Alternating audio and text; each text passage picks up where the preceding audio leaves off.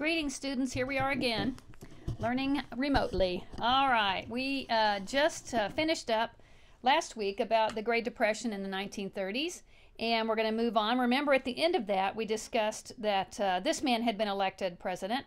This is Franklin Delano Roosevelt, FDR, and he is still president now at the beginning of the 1940s. Okay, and we're going to see there's a huge challenge that will face him in this decade, right? Yes, so let's see. Remember, there was a worldwide depression. It wasn't only happening in America. In fact, it was even worse in some places, namely in Germany.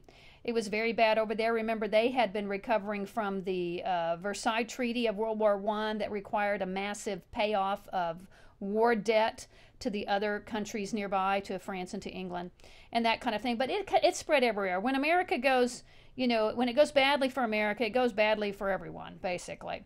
And interestingly, we're seeing that happen right now, right? So, because we're all suffering from this same virus situation, the whole world is kind of dropping down into a depression type of a situation. Hopefully, we will be able to climb out of that pretty quickly once everything opens back up. But at this time, it was looking pretty bleak for everyone around. There was lots of unemployment, lots of lost businesses, and all that kind of thing. So keep that in mind as we see what's going to happen to the rest of the world.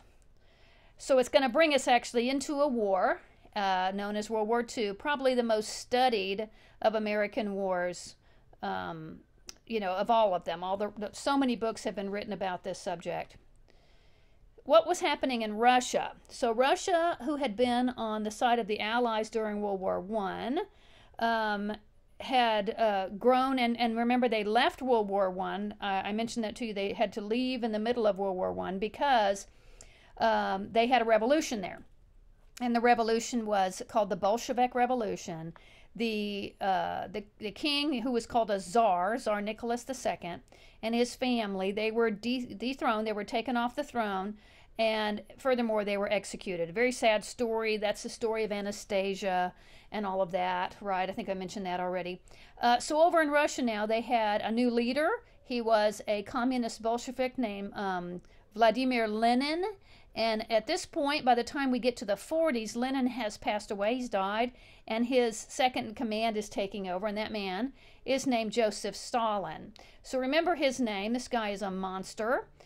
He's communist. Most communist leaders are monsters, and he will certainly fill the bill and maybe even define it, maybe even be the model for it. So the model communist leader right here.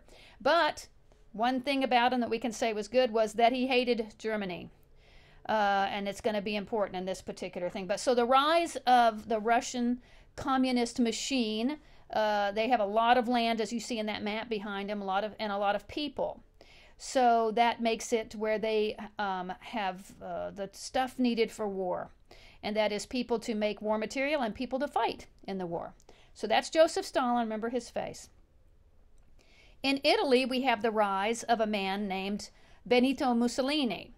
He was named after Benito Juarez. His parents were fans of the guy. He was the Mexican president, right? And so he was raised in Italy, and he had great dreams of Italy recapturing the glory days of the Roman Empire. So remember when Rome was in charge of everything, the whole world essentially, and he said, hey, we Italians have achieved the greatest heights and we've fallen from that. We need to get back. So remember, the country's in depression, and along comes a guy that says, hey, we need to recapture our glory days. I can help you do that. I can lead you to that. And so the people rallied behind him. They said, oh, we love it. It's good news. We want to hear good news. This guy thinks his plans will save us from this horrible, crippling depression that we're in right now. Now, he was the one that came up with the idea. In the old Roman days, they had a symbol, and the symbol represented the strength of the state. And that symbol was a bundle of sticks tied together with a red rope, and it was called a fasces. It also had, on times of war, it had an axe sticking out of the top of it. You may remember this if you studied world history. So that was called a fasces. He brought that back into used to show the power of the state, and that's where the word fascism comes from. So the fascism is based on the fasces of Italy, and fascism essentially shows the complete control of the state, how the state is in charge of everything. Previous, we were looking at Joseph Stalin, who's a communist, and now we're looking at Mussolini, who is a fascist. Now, one thing interesting is people say, well, if you look at the spectrum of politics, communists are way over to the left, very liberal, and fascists are way over to the right. But I would argue that if we had these on a strip of paper, I'd show this to you in class if I were there. If I had a strip of paper, and on the left I had the communists, and the right I had the fascists, and I brought those around this strip of paper where those two met like in a circle at the other end. Does that make sense to you? The truth of the matter is that communists and fascists are very similar. There's very few things that are different. One is that communists take over everything. Nobody has any personal property. All right, so they own everything, and they tell you what to make it. If you work for a factory or something, they are in charge of the factory. Whereas in Italy, the fascists, they would let you continue to own your factory, but he would tell you what to make. All right, so there's not much difference there, right? So if you owned a car factory, he'd say, okay, you have to make this kind of car. And that's what a fascist will do. They will be in control of the means of production, and the communists are in control of the production. The bottom line is the same thing. The state is in control of what's being produced in one way or the other. All right, and the chances to make it rich on your own, or to have your personal what do we call that, blessings of liberty, right? They're very limited at this point. But he was saying the things that the people of Italy wanted to hear, and they were ready to pretty much give up some things, some of their freedoms, if you will, if he would just make everything better. And that's what he promised to do. So he was a persuasive speaker, I guess. I'm not going to say he wasn't a very smart person in the end, it turns out. But we'll see what he ran the place for some years, all through the 30s and now into the 40s. So that was in Italy. This, of course, the rise of Adolf Hitler in Germany. Hitler actually admired what Mussolini was doing in Italy, and he thought that the guy was pretty brilliant. He liked the idea, so most people will consider Adolf Hitler to be a fascist. Okay, he hated communists. Communists hated fascists, but like I said, they're really very, very similar, when it gets to the bottom line of politics. So you've all, of course, heard of Adolf Hitler, and now he's going to be coming to prominence here. So we'll be certainly learning about him. We do spend more time learning about Hitler when we look at world history, of course. Some of my students in high school were telling me that his mustache is cut that way so that the gas mask would fit on his face better. And he had cut it that way for the gas mask, and he decided he liked the way it looked. So, okay. In 1923, so back in the 20s, when we were having the roaring 20s over here, he had started he had been a soldier in World War I, and now in the 20s, he's trying to, like Mussolini, trying to reclaim the glories of Germany. And he is complaining about how the Treaty of Versailles was so abusive to the Germans. It was unfair, and he's probably right about that, but he's going to start convincing these people that Germany needs to rise up out of this and become great again. So in 1923, he had just one of his meetings. This particular meeting was in a city called Munich, and it broke out into a riot. And after the riot, people were in the streets and everything was going crazy. He was arrested at that point, and he was put in jail. So here is a picture of him on the right over there in jail, and he was sort of this stoic, martyr for the cause. He's almost proud to be there in jail. And while he was there, he wrote this book called Mein Kampf. It means my struggle, and in it he started to just write out what he thought would be a plan for bringing Germany back to prominence and why the Germans were the greatest race on the planet. He did indeed discuss things in there about how Jews were a problem, so it wasn't a secret. The people knew that he had a problem with the Jewish nation, with the Jewish people, and that he had a plan to somehow remove them, if you will, from Germany. All right, so that was written very clearly in that. I think he got, you could maybe look this up, but I think he got a sentence, and he didn't serve the whole sentence. It seems to me like he only served 8 months or something like that. But in that time, he was able to write this book. He published it, and it was a pretty big seller in Germany. You know, people still read it today. I think I have a copy of it in my library, in fact. I've never read it completely. He started a new party. So it's down here, right here, you can see the Nationalist Socialist Party. Okay, the Nationalist Socialist Party. The nickname being Nazi, National Socialist. And he came up with this symbol for his party called the swastika. The swastika was a fairly ancient symbol, often found in ancient India. So it may have been some sort of religious symbol for them or something like that. I'm not sure why he chose it, but I do know that Adolf Hitler personally himself did have quite a bit of experience with the occult. So the occult would be sort of a religion thing, right? That he believed in some sort of strange occultic religion, not Christianity. It's not like these guys were Christians and they had some sort of big, faith-based movement here. Not at all. No, this was political and racist and nothing good about this. So in 1936, he made his first move right here. He decided to take this area known as the Rhineland, so the Rhine River, of course, and this area over here, part of France too, right in this area, what would have been called the Alsace-Lorraine region. And during World War I, it had been one of the big fighting points right over there. The Germans always wanted that. The people that lived there went back and forth between being German and being French and being German and being French. And so they always, wondered, what am I? Well, a lot of them spoke German. And so Hitler thought, well, they're German-speaking people. This needs to become part of Germany. It needs to be part of Germany. It had been given over to France in the Treaty of Versailles after World War I. So he just defied the Treaty of Versailles right here, took this land back and said, this is now Germany. Now the rest of the world, what are they going to do? Here he is making this bold move and defying the treaty that had signed to end World War I. So now it's testing the world and their resolve about that. So back in Germany, so basically the world did nothing. Okay, they all just waited and said, well, let's not get too worried.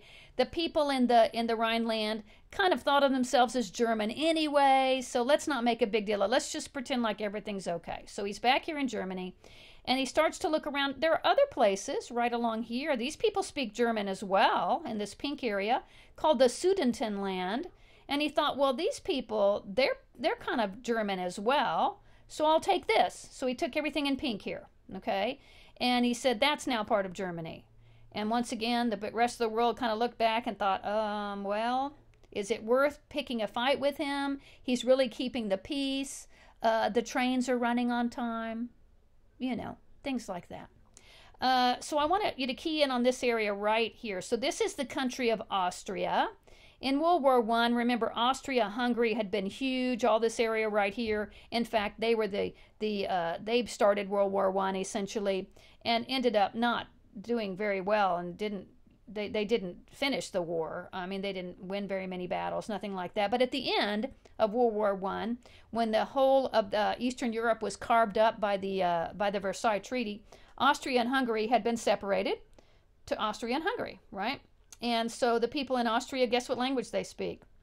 Yep, they speak German. So at this point, Hitler actually goes to speak to the people of Austria. Austria had a prime minister, can't remember his name, but he ended up dead. So yeah, a little suspicious there. And Hitler says, well, here we go. Why don't we just make Austria part of Germany? We're going to call it the Anschluss. Here's the word down here, the Anschluss. And the Anschluss will just make you part of us. No fighting. It's not a war. We're not being aggressive. We just think that if you join up with Germany, that will help you. We will help you economically. We're starting to come out of the Depression. We're going to help you come out of the Depression. So many people in Austria welcomed it. Here is a propaganda poster here showing, we have Germany right here, we have Austria, and we're going to say the Anschluss is going to be right here in the middle. We're going to unite these countries. that should all be German. They should all be part of this great German, kingdom type of a thing. So many Austrians welcomed it, and they thought, this is fabulous. We can be part of this prideful thing. Others, however, did not. You may recognize this. Okay, this is from a movie. The movie is called The Sound of Music, and that is, the captain, right? And he is ripping up that Nazi flag. He comes back from his honeymoon, and he finds this Nazi flag hanging on his door, and he rips it in two. And if you remember, if you get a chance to watch that movie, The Sound of Music, oh my goodness, it's so good. It's about this time in Austria. So the Sound of Music, these people were in Austria, and the Anschluss takes place. So at this time, Europe starts to recognize, well, we need to go see what this guy's up to. This is getting a little nerve-wracking right here. And this man is the Prime Minister of England, and his name is Neville Chamberlain. And he thought, well, I'll go and talk with this Hitler fella, and I'll make sure and work everything out. Okay, so he has a nice meeting with him and with some other leaders, and they decide, okay, he's finished. He's taken these areas because they were German speaking, and he's got a point. So yeah, it's good. We will just not poke the bear, if you will. We won't make him any angrier because he's satisfied right now. And he came back to England. Here he is holding up the thing that he had signed with Hitler, and he says, we will have peace in our time, and everybody cheered him as this great leader, and this, he had achieved this wonderful, answer to all the problems for this. All right, so just keep in mind, peace in our time.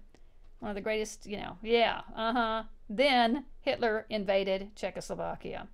All right, Czechoslovakians speak Czech. They don't speak German.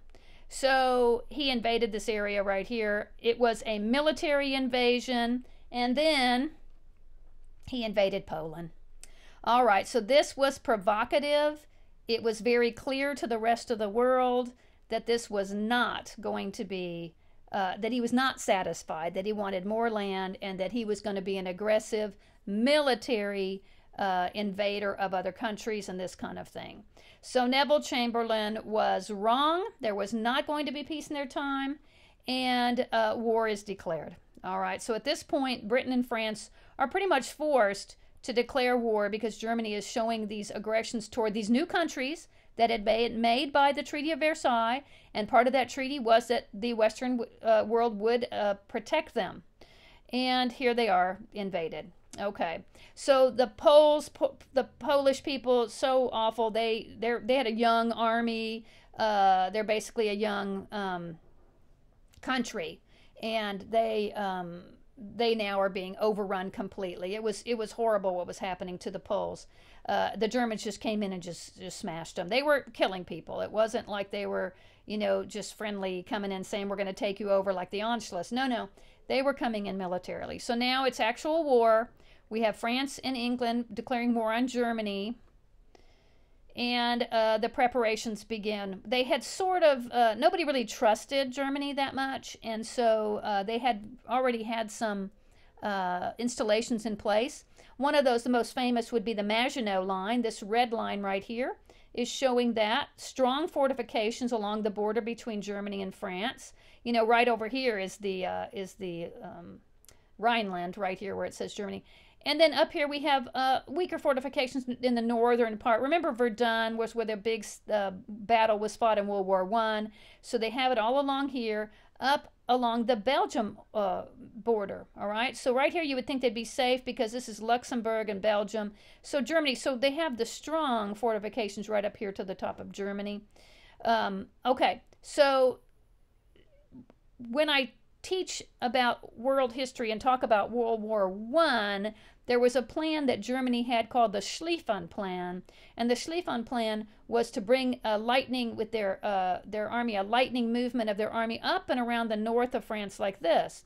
They ended up not doing that. They ended up with a direct assault right here on France, and they ended up completely bogged down for 4 years in the trenches and all that kind of thing. So right here, Hitler basically it does the Schlieffen plan. In other words, he didn't go to why would he go to these strong fortifications? He brought his army down through Belgium. So he invaded Belgium, he invaded Luxembourg, and all of his armies came down, and it's called Blitzkrieg. Blitzkrieg because it happened so fast before anybody knew what was going on. So they moved down into this part, all right? So this is the middle of France. Notice Paris is right there. There were armies in France, French armies and British armies who had been just starting to amass, getting ready for battles, and all of a sudden this blitzkrieg comes in, and France was completely overrun very quickly. The armies all surrendered, and then the English army all ran toward England, right, toward trying to get over here, but they're stopped, of course, here on the coast.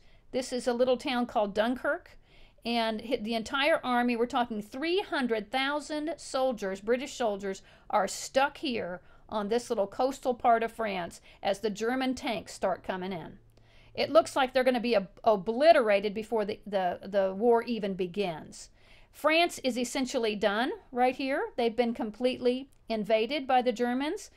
They were almost unopposed. There weren't even really any giant battles to speak of. But let's put our attention right over here on the British. What are they going to do? They had actually some French forces with them, but mostly the British forces here. And we have what is known as the Dunkirk evacuation. A couple years ago, year and a half ago, there was a movie that came out called Dunkirk. I liked it a lot. It talked about this. If you get a chance to watch it, ask your, folks and see if they're willing. I don't remember what it's rated. I can't remember. It was mostly violence. There wasn't anything else to it was too horrible. But all these, like I said, 300,000 guys stuck on the beach right here. And so England had to get them out of there. So they brought ships over. All right, look, we have the German forces coming in. For some unexplained reason, Hitler called off the tank forces. If he had not, they would have been obliterated there. We're not exactly sure. I think he thought that it wasn't worth taking his tanks all the way over there. Something like that.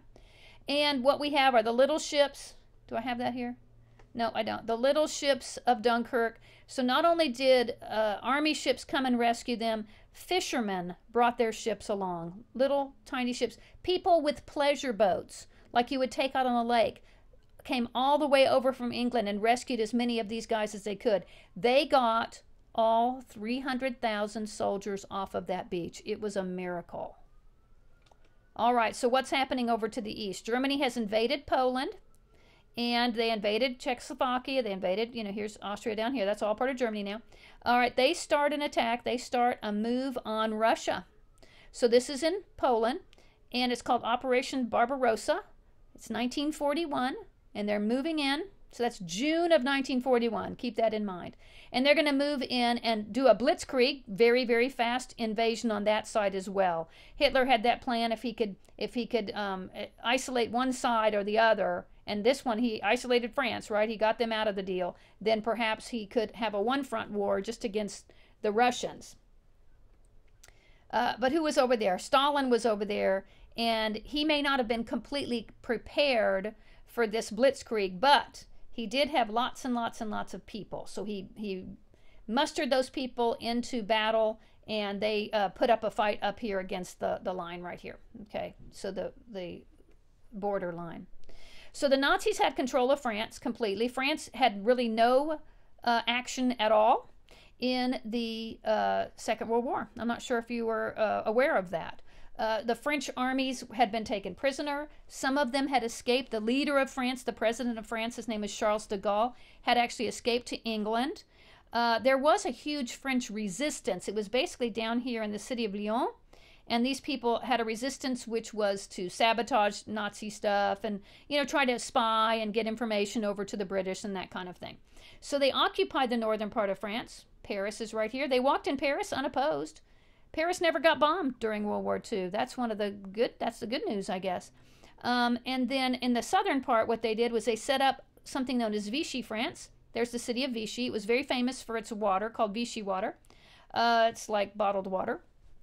While the Germans were in charge up here, they left the French in charge down here, but the French were the puppets of the Germans. And so the Vichy French leader actually was a hero of World War I. He was an old man by this time, as Marshal Pétain, and Pétain was the president of Vichy France.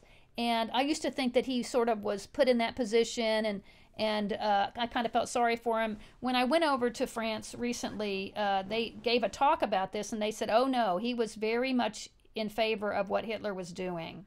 So that made me very sad, that, and he's not a hero in France anymore these days. He would have been a hero in World War I, helped to win World War I, and then what he did in World War II made him a pariah. That means to be a person who's universally hated by the French today.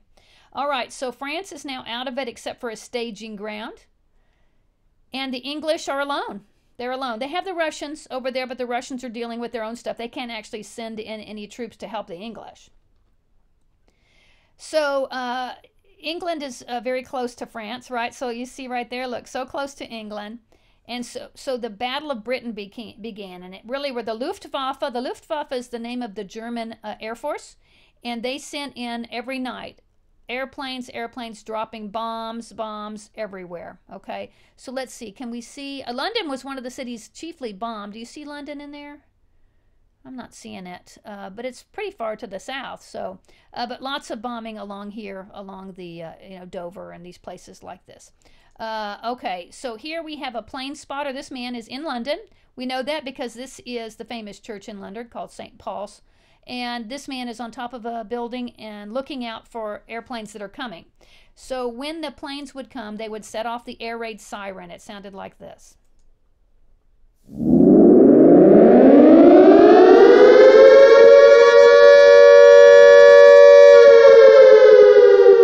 Now that was frightening. When the people heard that, they knew to run to shelter, and they would go to certain areas that were considered bomb shelters. Some people had bomb shelters in their homes, in their backyards, dug underground, this kind of thing. Some people would go to the underground, which is where the subway trains were running, so that was underground. The Germans had the U-boats. Remember, these are the Unterseeboots. An Unterseeboot is a submarine, and they began to harass England. England is an island nation, therefore they're surrounded by ocean, and these submarines would go attack ships. Remember in World War I, we learned how a submarine had sunk the Lusitania, right? One of the things that brought America into the war. So they are attacking all British ships which people were bringing war material to England. Those were getting shot down by these U-boats. They traveled in wolf packs. What that means is there were not just one submarine, but several submarines together. And here they would gang up on some ships like this. So we see several of them, some underwater, ganging up on a fleet of ships. And this shows how they saw the ship, right, through the periscope. The periscope they would bring up when they were underwater, and they could see them and send out a torpedo. They were fairly accurate in their, they were pretty silent, right? So the ships didn't know they were there necessarily until they started this attack. So it was just horrific for the poor people. Winston Churchill had been put into power as the prime minister at this time. Neville Chamberlain, not surprisingly, lost his popularity, and his party was put out, and the new party was elected with Winston Churchill at the top of it. And he was, a lot of people usually show him like as a bulldog, right? He was tough, and he was not going to let this bring down the nation. He said, "No, we will never surrender." And so he said, "We are going to stay here. We're going to fight." He had some of the greatest speeches. And in world history, I actually play some of those. We will fight on the beaches. We will fight on the rivers. We will fight in the, he said, we'll fight everywhere. No way are we going to give up to this. France was overrun before they had a chance to even, try to put up a fight. But Winston Churchill said, "No, not us, not England. We will not surrender." They made a deal with the U.S. So we had England and Russia, who were, and China, actually, were all together. And they made a deal with the U.S., who was not in the war. It's called the Lend-Lease Act of 1941, and this would give the United States the ability to provide all sorts of material. Okay, that includes food, oil, equipment, with the Allied nations. So America, right off the bat, made it very clear what side they were on, and they were shipping things over to England, and those ships, of course, were being harassed by the wolf packs. Then came December 7th, 1941, a date which will live in infamy. All right, so the Americans were all watching what was going on in Europe. Everybody was afraid of this Hitler guy. They wondered he was a madman. We now have England at war. It had been just 20 or so years, 24 years or so since the last World War. They thought, oh my goodness, we don't want to get involved in this. And then lo and behold, on December 7th, 1941, what happens? America gets attacked by whom? By Japan. It was in Hawaii. Hawaii was not a state yet. But it had been, remember, we learned about how the farmers came in and took over. They put Liliuokalani out and took over the country, and it became sort of a colony, if you will. So on December 7th, 1941, right here, an attack came. Honolulu is the capital today of Hawaii. And we see the Japanese planes come out. So this is a little bit of a surprise to the Americans who weren't keeping really close score here. They were worried about Germans, and here all of a sudden we have airplanes coming in off of aircraft carriers. These are call them the flat tops, where planes fly off the top of a giant boat, which gets the Japanese who are far away, gets them that much closer. And here are their planes. Somebody might want to do a report on the airplanes of World War II. I believe the Japanese fighter airplanes, they were not jets, sorry, fighter airplanes were called Zeros. These were the Zeros. And they came in to attack Pearl Harbor. Now remember, Oahu and Hawaii are not a state yet, but there is this really protected harbor right in here called Pearl Harbor. And American naval vessels were parked there. You know, they were actually parked there. Look at here, we have some Japanese submarines down here. And you see they were very much protected in here, but we're going to see also they were somewhat trapped as well. So we had several bases here. We had the Hickam and Schofield bases. This is the Air Force, I guess. The Army base is Schofield for sure. Oh, Hickam's down here, all right. And that might be Air Force. And so this day, the Japanese had made the plan to come in and get rid of the American Navy to keep them out of the war. Japan was allied with Germany, definitely. So was Italy. So Italy, Japan, and Germany were a group called the Axis powers. There's the attack on Pearl Harbor. Okay, so it was an early Sunday morning. These planes come in, they're dropping bombs on all of our ships that are parked there in the harbor. It was an absolute surprise attack. While the government may have had some ideas that Japan was going to be aggressive toward us, they did. They didn't really guess Hawaii. They knew Hawaii was vulnerable, but they didn't really guess it because it was so far. They really suspected that the Japanese were going to attack the Philippines, and it turns out they did. All right, so we'll get to that. Now, I will tell you that this week we're talking about World War II, the European theater. So that means the war that was going on in Europe. So this right here happened in the Pacific Ocean. So that's the second theater of the war, called the Pacific. And we'll cover that next week. But we needed to understand why America got into the war, and it had to do with the attack by the Japanese. All right, Pearl Harbor looked like this. Here were our ships.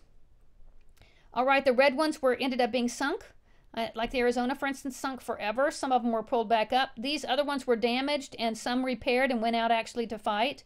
Look, we had these two destroyed over here. So we have battleships, we have smaller vessels, all in there, and they were, so we have, destroyers. The blue ones are destroyers, so smaller vessels. Right there. One thing that was not at Pearl Harbor on that day were our flat tops, our aircraft carriers. We had something like 10 or 12 of them. They were out on the ocean doing war games. They were, in fact, when the planes started coming in over Pearl Harbor, some of the people who were on watch thought they were our planes that had come off of our aircraft carriers that were just running, through and having some exercises, right? Some war exercises. And they were that surprised by it. The USS Arizona was sunk. Very sad. There is a movie called Pearl Harbor. I don't know that it's appropriate for younger people, but it does show a very gruesome, I think I have a clip from it right here. This is the attack on the Arizona.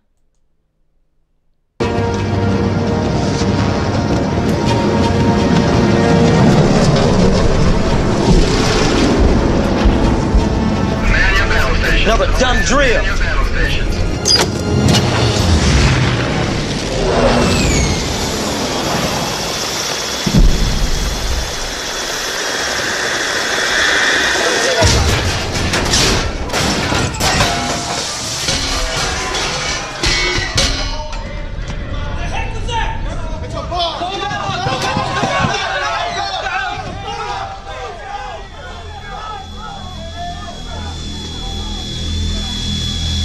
Son of a...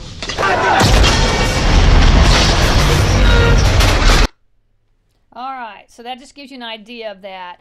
And it was horrendous. We had many people, many of our soldiers died that day. Some even civilians died.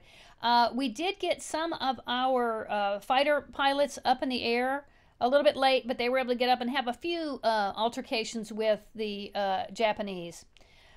So now the Americans are reeling somewhat. Can't believe this has happened. And the next day, the speech is given, a famous speech by FDR. This is sort of a little cartoon about it. And he says, yesterday, December 7th, 1941, a date which will live in infamy. The United States of America was suddenly and deliberately attacked by the naval and air forces of the Empire of Japan. And he asked the Congress at this point to declare war. It is constitutional that the Congress declares it, and they did. All right, so that started everything. U.S., and then once they declared war on Japan, Germany and Italy declared war on the U.S. That was one of those like alliance things right there, okay? So, and we saw it coming. It wasn't like we were surprised by this. So all of a sudden now America is thrust into world war along with the rest of the world. There he is giving his speech. Notice he's standing, right? So he had put some braces on so he really wanted to stand for this speech right here. In the Philippines, MacArthur was there. Douglas MacArthur was there. He's the general of some of the Pacific Army platoons out there. He was running the whole area. Now, the Philippines, if you recall, was we got that country as ours from the Spanish-American War. We had got it from Spain.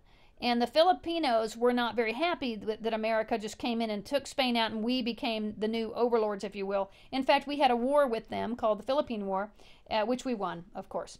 And so now they're still not very happy with that, but we're going to see the Japanese are going to be much worse than the Americans.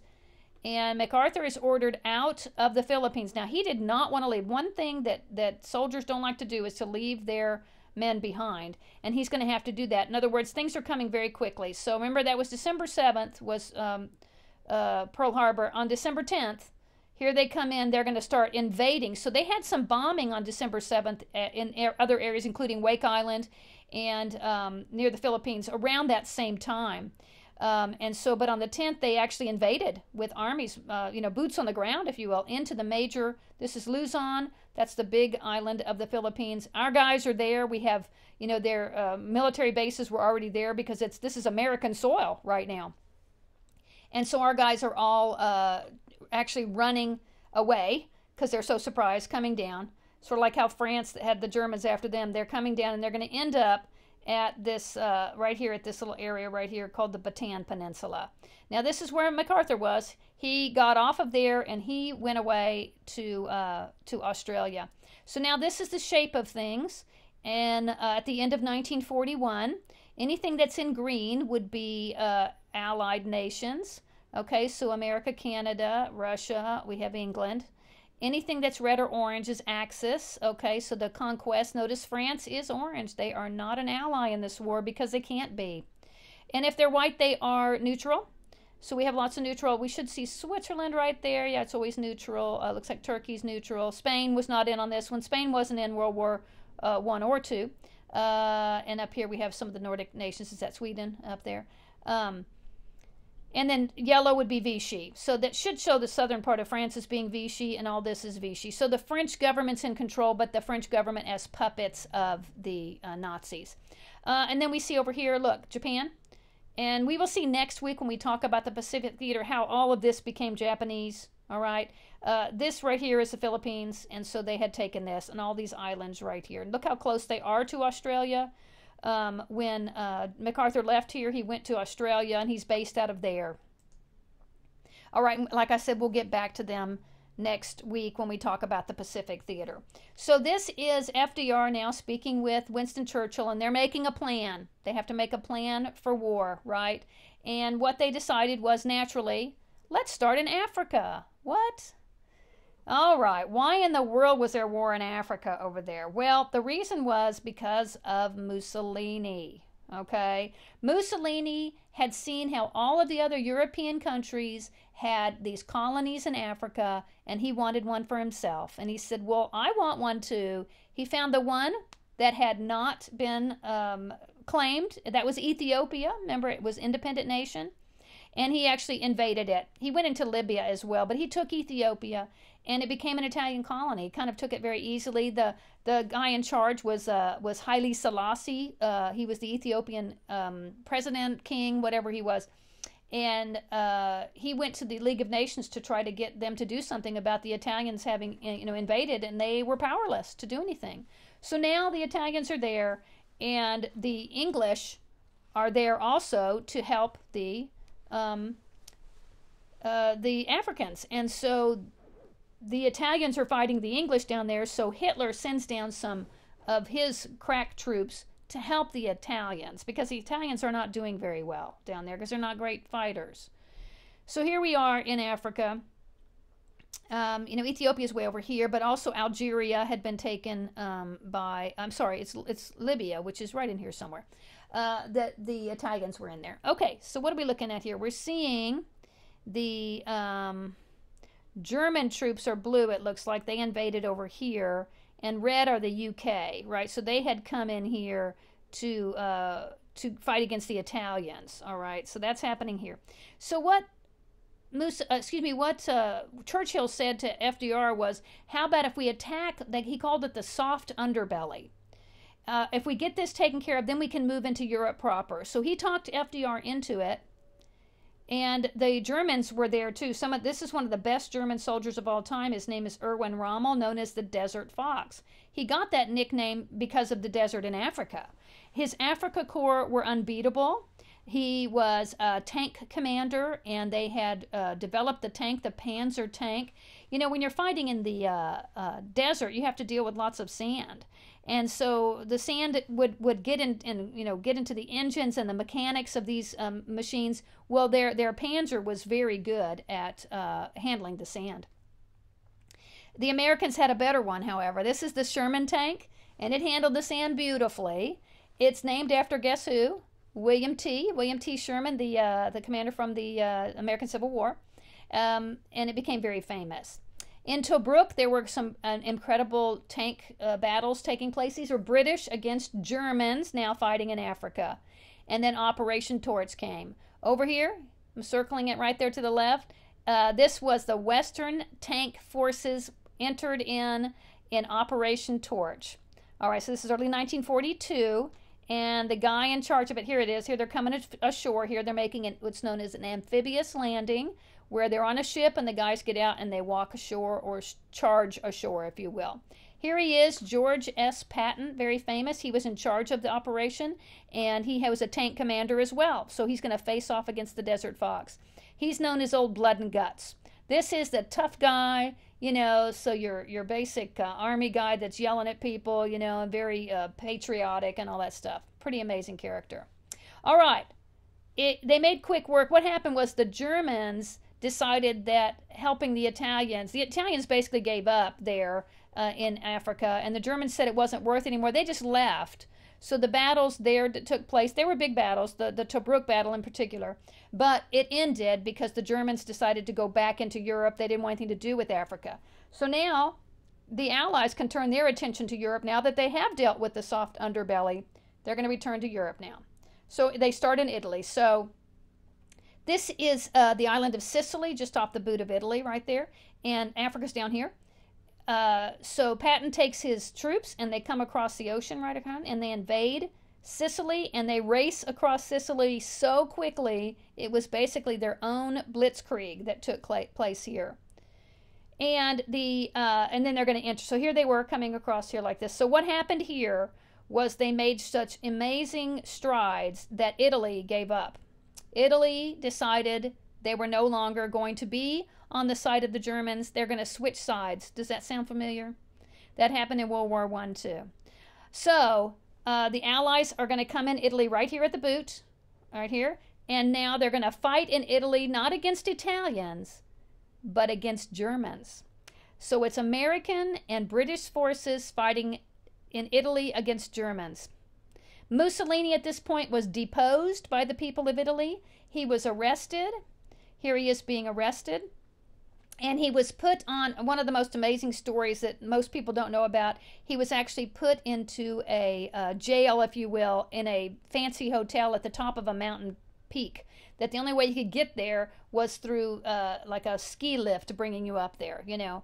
And he was being kept there. And he ended up getting rescued by Hitler, who brought in gliders. It was an amazing story. They brought gliders in and got him out of there. So he was actually, not long after this arrest and everything, he was actually going to spend some time in, a couple years actually, in Germany. So now the Americans and the British are fighting in Italy, and they're going to come up here to the Gustav Line, and the Gustav Line kind of in the middle there. And we're going to see a couple of big battles that took place, horrible battles. Let's see, we have right here is Monte Cassino. It's a mountain. So this is the Gustav Line. All right. And this is, the Germans didn't want to give them any step past that. Okay. So they're going to be fighting right in this particular area. But also the Americans made a landing on the other side of the Gustav Line. Okay. Look, they're calling it the Adolf Hitler line right here. Gustav Line, Adolf Hitler, it branches off. It comes up this way. But they made a landing right here in Anzio. This was a beach amphibious landing. These guys had come up from the boot, right? And these guys are going to land on the beach. It was horrible. They were attacked relentlessly by the Germans that were there. These guys were at Monte Cassino. They're sending bombs up. So Monte Cassino, it's a mountain, and on top of this mountain is this ancient old church. It was actually a monastery where, you know, the monks were living and things like this. It was a beautiful and very important historic building. And the people of Italy are like, don't bomb our monastery. And the Americans said, no, we won't bomb the monastery unless the Germans are using it. And sure enough, the Germans, it's a high ground, right? The Germans got their troops up in there from the high ground, shooting down at our guys. So our guys went back on their promise, and they bombed up here the Monte Cassino. This is the church right up there. All right, so they're bombing it. These guys are going to send that bomb up. This is what the church looked like at the end of it. Just horrible, awful, very sad. You know, as from a historian point of view, it's a very sad loss at this point, but it was really the Germans' fault. Okay, but as time went on, they were able to knock them out of this place. The Allies were able to knock them out, and the Germans moved. So remember, they're in Italy. And at this point, the Germans had already left Africa thinking it's not worth it. Now the Germans are actually going to leave Italy. But let's get to our Anzio real quick. These are the Tuskegee Airmen. Remember Tuskegee Institute that was founded in America, where African Americans came to get an education. Well, there were a group of them that that joined up and became a fighter pilot group. All right, there's a movie about them called The Red Tails. And I think at the beginning, a lot of them were serving as escorts for other planes, bomber planes, and things like this. But they actually did have a huge contribution later into that. And apparently they were in the Italian area, European field. Here they are, the Red Tails. So see, this is a bomber, and they're helping the bomber. They're guarding the bomber, if you will. So they will fight off anybody who wants to come attack the bomber. See the red tail? Yeah, so that's our Tuskegee Airmen up there. That'd be a great project to pick. So back, also Anzio is the amphibious landing, and this was horrible. The Germans were encamped up high, able to shoot down at our guys as they're trying to come in. It was pretty horrible. There were trenches that were dug to protect our guys. That's one of the ways to protect, digging into the sand here, making these trenches. You'll see here is the communications in a cave, right? So these battles were terrible. They were awful. Eventually the Germans did pull back, and they left because they were going to get out of Italy. Why are we in Italy? They thought, we're going to go and make this about Germany. So the Americans were able to, once that was over, I hate to make it sound so simple. It wasn't that simple. It was difficult. It was horrible. But then when they shook the Germans from that area, the Americans and British go marching into Rome unopposed, and the people of Rome were delighted to see them. Here's a color picture of them welcoming the Americans to Rome. So there were no battles that took place in Rome. Rome was not destroyed by battles of World War II. You know, fortunately, right? Okay, so we're back in France. Now the Italian is over, right? The Italians are now on our side. and the Italian battles are over, and now we're looking at trying to shake the Germans out of France. We shook them out of Africa, we shook them out of Italy, now we're going to try to shake them out of France. So that was the plan, the soft underbelly, get rid of those, get those out of the way, and now we can plan. Because the Americans at first said, we want to attack France, we want to get into France first and liberate France. And but it was Churchill said, no, let's start this way. It was more patient, I guess, that way. But now it's time. Going to plan the invasion of France. This man was put in charge. His name is Dwight David Eisenhower. And everybody was wondering, we know there's going to be an invasion of France. Where's it going to be? Is it going to be north? Is it going to be west? Is it going to be south? Everybody was wondering about it. And here's his group of men. It's all top secret. Notice all the maps behind him and all the planning going on. He had some British guys here. I think this is... am I right? Is that Bernard Law Montgomery?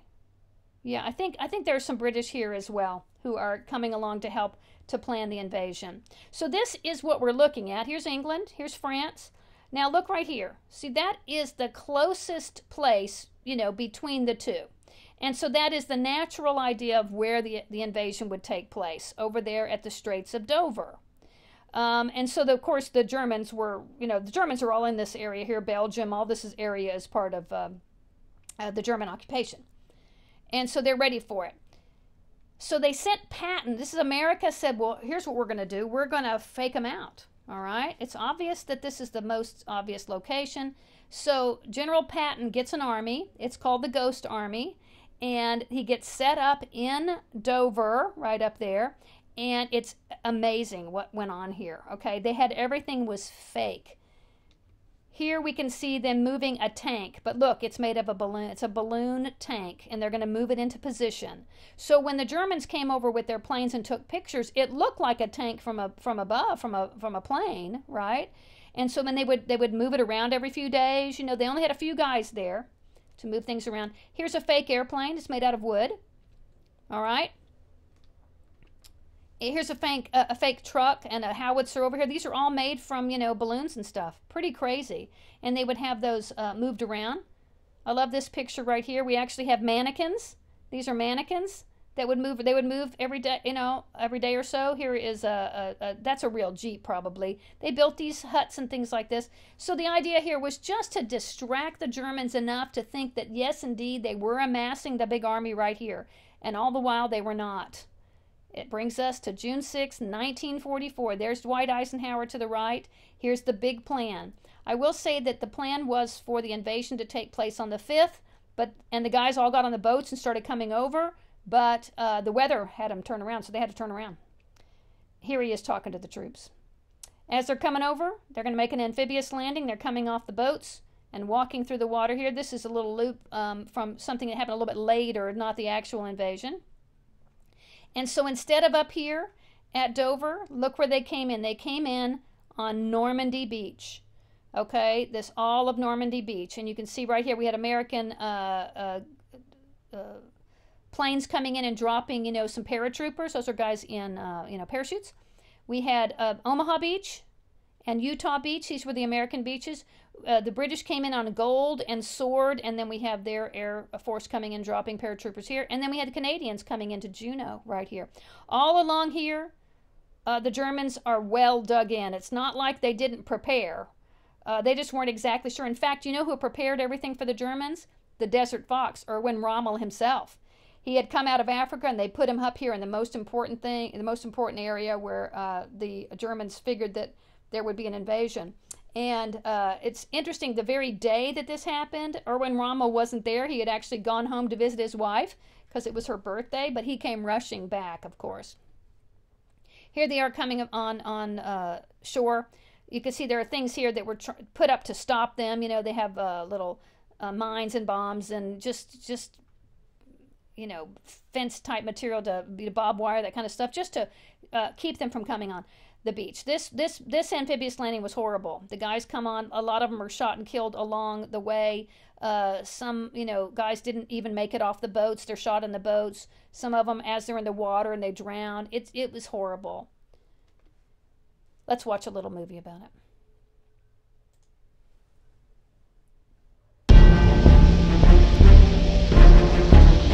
Well, D-Day was obviously the most important single fight of that war. And, of course, had we lost it, there's no telling what the outcome would have been.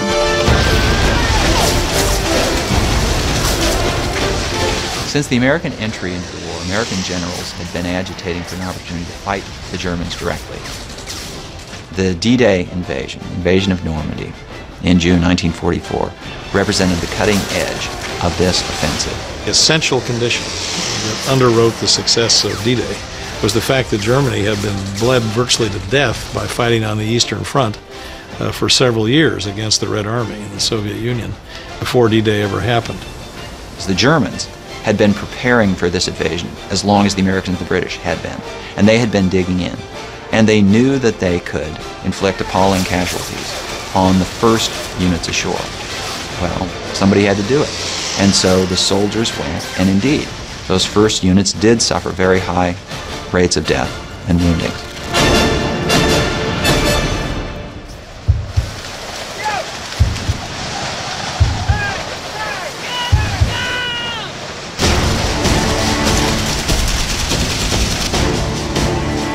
It's one thing to go on a beach with sand dunes. It's something else when you've got enemy on top of these bluffs. And for some reason, naval gunnery was either off or something went wrong there. They couldn't destroy those gun emplacements.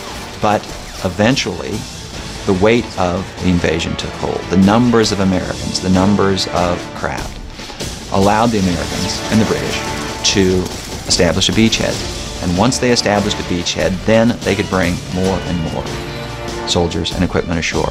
One thing I don't think either the Japanese or the Germans really counted on was what it meant to come up against a massive capitalist industrial power. The ability to build stuff on a massive scale with massive numbers was just something they hadn't really anticipated. If you look back at the old photographs and the footage of that armada out there off the coast, I don't think they've ever assembled before, after, anything like that. Eventually, it was the technology, it was the weight of American weapons that tipped the balance. But at the very beginning, it was the soldiers, the ones who splashed ashore, the ones who knew that in the first wave, lots and lots of them would never come back. And those are the ones who made possible everything that followed. The Rangers who went in first and the waves that came after them stood right up to it. And there was more bravery that day than one can hardly imagine. Okay. Wow. One of the groups I wanted to talk about, I wish we had more time to talk about some of the, individual amazing stories that took place at the landing here, but we just don't have time for it. But one group I want to talk about are the boys of Pointe du Hoc. So Pointe du Hoc is, it's this point, so it's actually like on this cliff area right here. This whole area is called the Pointe du Hoc. It's sometimes pronounced Pointe du Hoc. In the French language, you don't pronounce the last letter, so it's Pointe du Hoc. And we had our guys, they were tasked with building a ladder to take them to the top here and attack a German pillbox that was at the top right there. What we're looking at here, I think, is this right here is a reenactment. It wasn't happening. The pictures weren't being taken at the time. This might be live. I'm not really sure. But they were setting up ropes and then taking their ropes and building a ladder as they went. Here they are getting to the top right here. So they're coming up their ladders and they're getting to the top. And they were just attacked mercilessly by the Germans that were up there. They actually achieved like 90% casualties. I mean, an incredible group of guys. And remember, casualties means wounded and killed. So it was a difficult mission. And they ended up taking that pillbox and being successful in that. Amazing. The Germans had to leave that area. So once they had established the beachhead, they were able to bring on the heavy machinery like tanks and things like this. So these were now going to come in. The Germans are going to leave the area. And then the Allies will start to chase them down out of France. So it's very successful. Here's one of our other generals right here, Omar Bradley, who was also I think he's shaking hands with Patton right there. And they were going to be in charge of several of the groups while Eisenhower was in charge of the D-Day invasion, he's going to be kind of the overall commander, where these other generals are going to be in charge of groups coming through the rest of the time. Cherbourg, if you notice, was up there to the left, where the paratroopers had come in. It was taken from the Germans, and these are some German prisoners who had given up, and our guys are taking them. And so Cherbourg is now liberated. You see some damage here from bombings and things like this. Our paratroopers, when they got dropped in there had been bombers ahead of that to sort of soften up the target, to let our guys have a good place to land. And here you can see what happened. So Cherbourg is up here. And then our guys moved in from the beaches right here. And now these blue lines are going to be the advances that are coming in right here. And the Germans are going to be now leaving. All right, so we're going to end up at this area right here in just a minute. There were German counterattacks. They were determined not to give up. But they eventually were going to be chased out. Notice this map up here. We have them kind of surrounded over here at Brest, and over here and over here. All right. But then the main group we're looking at in the middle, we're wanting to push those guys back into Germany. There was also an invasion on the south part of France, so everybody knows about the D-Day right up here. But what was happening down here? We had one called Operation Dragoon, where we had an amphibious landing right here at the southern part of France. Remember, what was down here was called Vichy France, and so there were German troops down here to meet them as they came up on shore.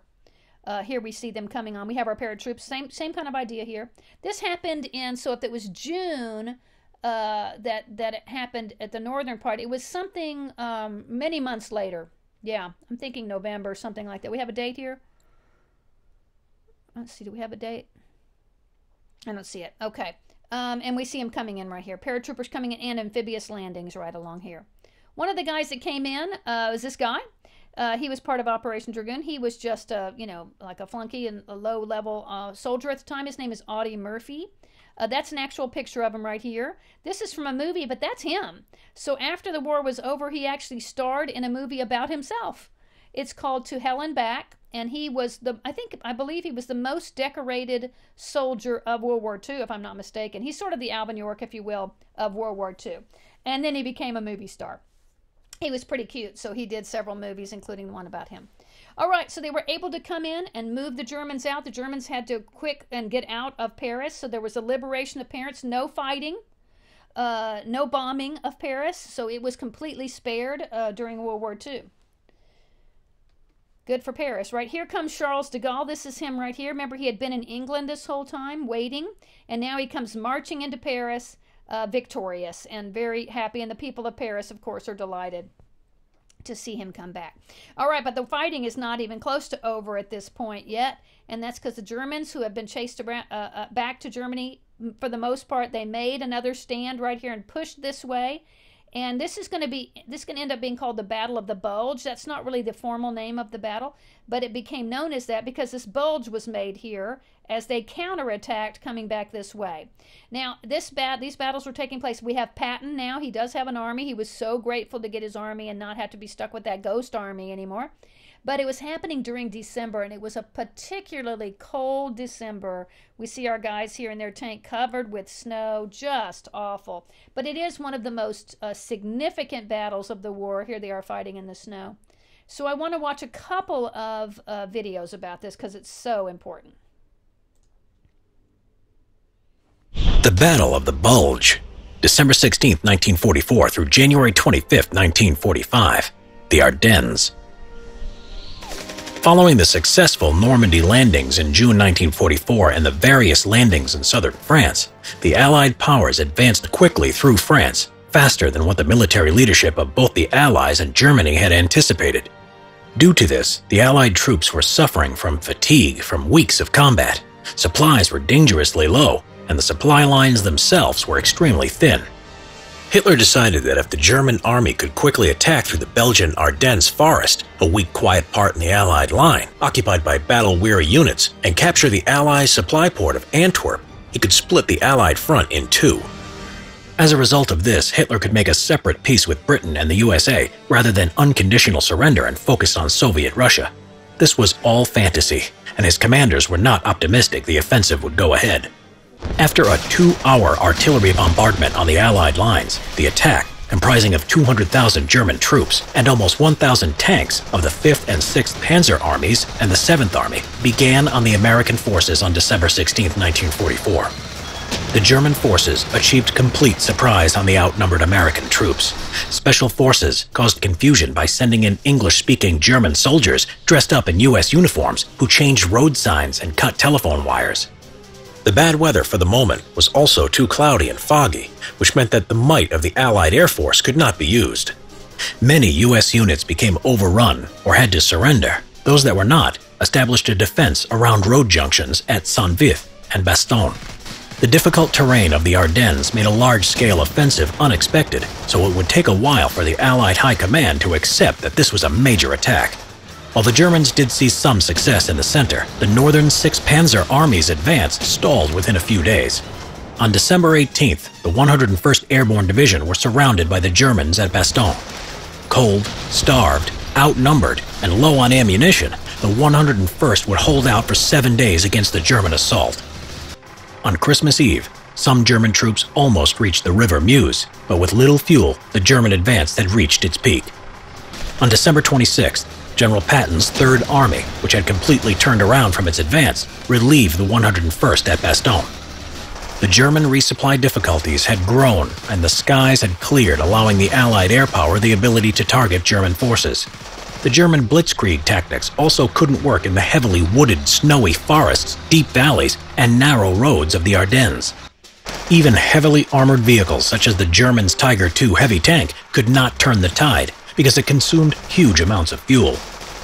The U.S. forces began a counteroffensive on January 3rd. By this point, the German Panzer Division were so low on fuel, they abandoned a lot of their tanks. The U.S. counteroffensive regained all land lost during the German offensive by late January. The Battle of the Bulge was the largest battle fought by the Americans in World War II.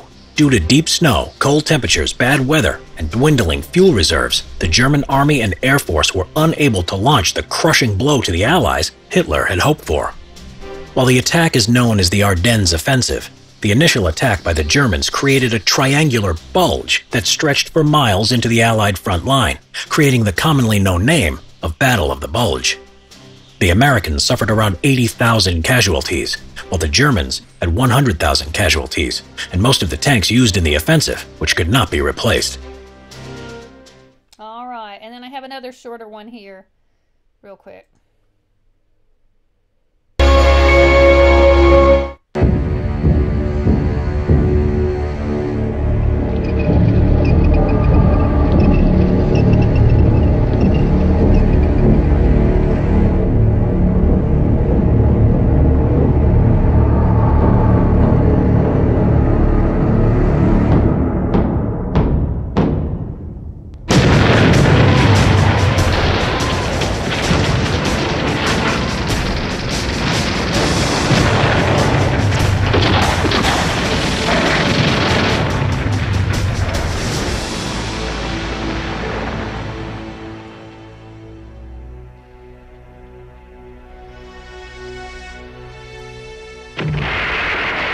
During the Bulge, command broke down, supplies broke down, morale broke down, communications broke down, everything broke down. It was every man for himself.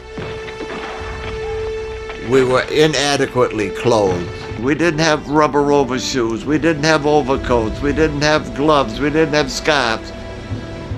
My boots were so bad, I would strip newspapers and drapery off of these bombed out houses and wrap my feet in it. You were having trouble breathing because the snow was suffocating you. And consequently, we lost a lot of men who froze to death.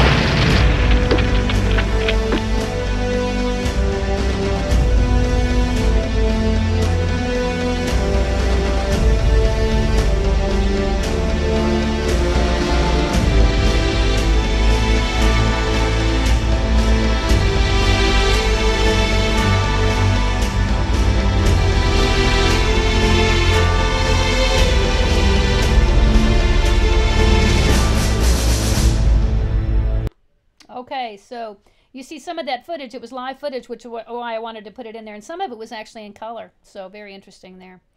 All right, so crossing the Rhine was the big test, right? Once they crossed the Rhine, they're actually into Germany at this point. And here are our guys crossing over that river. Most of the bridges that crossed over the Rhine had been destroyed by the Germans.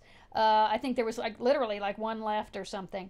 And here they're ducking down because the Germans they're fighting it. They're scrappy to the end right there. But they did get across the Rhine, and when they got over there, they started getting some German surrenders. So you saw at the end of that last video that really it was the time, right? The Germans had run out of material, run out of food. These guys are hungry, and it was that cold winter and everything. So really it was the amount of time. They just weren't able to keep that blitzkrieg going to get this done quickly. They became bogged down once again here.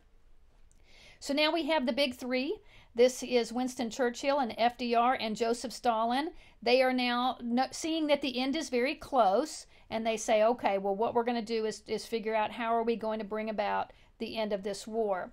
They made a decision at the Yalta Conference, and that was to proceed with the war against this city in Germany called Dresden. Dresden had a lot of civilians in it, but it also had some big plants making war material, making weaponry for the German army. So they decided to go ahead and bomb the city. It's called the Firestorm because they use incendiary bombs. Incendiary bombs are the ones that not only explode, but they catch things all around it on fire. So this is what happened to the city. It was utterly destroyed. This is by the Allies. Some people criticize this Allied decision at this point. But these guys saw, the big three saw that it was necessary to break the Germans finally once and for all. This is an interesting perspective of Dresden. From up high on a church, you can see the city is just destroyed. Were some civilians killed? Absolutely, they were. On the home front, some things that were made. We have Spam, ham in a can, right? I have in the past brought this for my students. I didn't buy any this time, but we could have tried some of this. It's still obviously very popular. It's still for sale. So this could go with the guys in their knapsack, and they could open it and eat it. It'd be a meat, right? There's some sort of meat in there. This was developed in 1940, sent for our guys. And in 1941, something specially made for the guys for a treat. Oh yeah, M&Ms. The Mars Company wanted to make something that wouldn't melt, you see, so they candy coated the chocolate and made them small enough. And if you think about it, they really don't melt. And the big campaign was they melt in your mouth, not in your hands. I definitely would have had M&Ms for y'all today. We had, back on the home front here, you can see on the left, we have this machine called a riveter. So rivets are a type of, bolt that is put namely into airplanes. And so it's like this, it squishes down, it's a very, very strong holding thing on there. And so because the men had all gone off to war, women were being hired for these jobs. And so we have this idea, here's a woman and she's got a big rivet gun, and they called her Rosie the Riveter. So Rosie the Riveter became kind of the hero female who was doing the man's job. She kind of looks like a man, doesn't she? Yeah. This one's more famous, of course, is this Rosie who says, we can do it. This is some of the propaganda back at home. So a lot of the women went to work, which is going to change things in the future because women are like, well, I can work too, kind of a thing. Let's see. I guess we have time for this. She starred in a famous World War II-era propaganda campaign and eventually became one of the most famous icons in American history. But who exactly was Rosie the Riveter?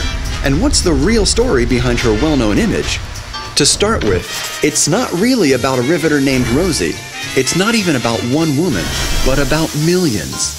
After the United States entered World War II in late 1941, government and industrial leaders called on American women to join the workforce in order to replace manpower lost when men enlisted as soldiers.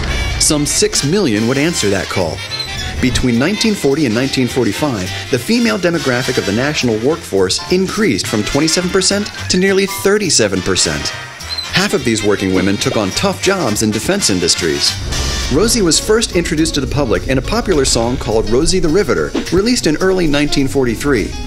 The song was made famous by swing band leader James Kern K. Kaiser.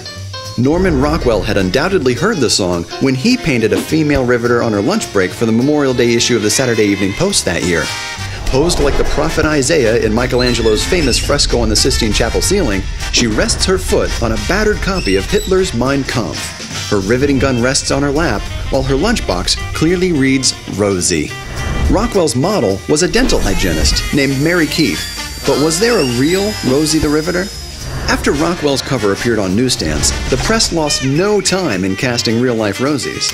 One of the most well-known was Rose Will Monroe, who worked as a riveter of B-24 and B-49 bomber airplanes at the Willow Run Aircraft Factory in Ypsilanti, Michigan. Monroe appeared in a promotional video for War Bonds after a chance run-in with a Hollywood actor filming at the factory. But Rosie the Riveter was bigger than just one woman. She was a symbol of the wartime work and sacrifice of millions. Though Rockwell's painting was the original depiction of Rosie, she is most widely identified with a different image. In 1942, the year before the Rosie song was released, the Westinghouse Power Company commissioned J. Howard Miller to create a promotional poster that would boost morale among its employees. The now famous poster featured a bandana-clad woman flexing her arm muscles under the slogan, "We can do it." Due to copyright restrictions on Rockwell's work, Miller's "We Can Do It" poster was adopted by the feminist movement of the 1980s as a modern symbol of female empowerment. It is now the image most commonly associated with Rosie. From wartime propaganda to feminist symbol, Rosie has remained a riveting icon in American history. Get it? Riveting, yeah. All right, real quick, let's go through the art, music, and pop culture of the time. Of course, Norman Rockwell, we saw him with Rosie the Riveter right there. He became just Americana art. We have here a boy with his grandpa. You probably recognize some of these. Here, I like this one. He's painting a picture of himself, right? A self-portrait right there. And look, we have the other famous self-portraits. That's Albert Dürer and Rembrandt right over here, who also did self-portraits. Just some really quaint Americana right here.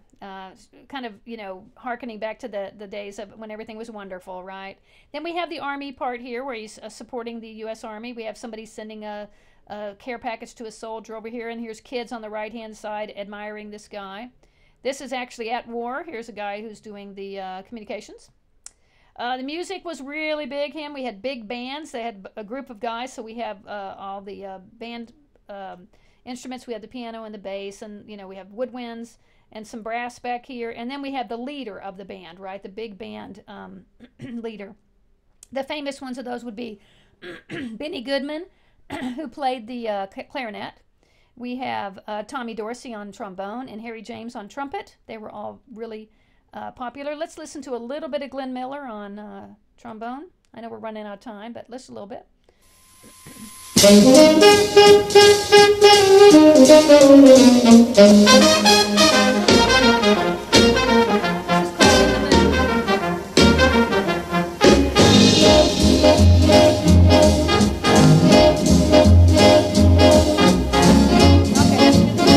Music right there.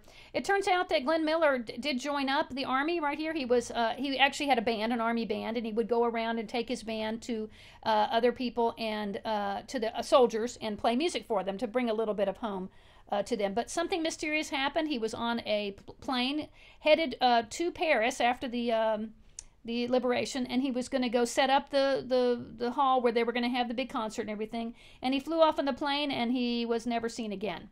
We don't know what happened to him. The plane obviously crashed somewhere. It never was found, so it's a mystery to this day. The early 1940s movies, here are some of the great movie stars. I could name all of them to you if we had time, I would. Citizen Kane, considered by many to be the best movie ever made. I'm not a big fan, but it was made in 1941.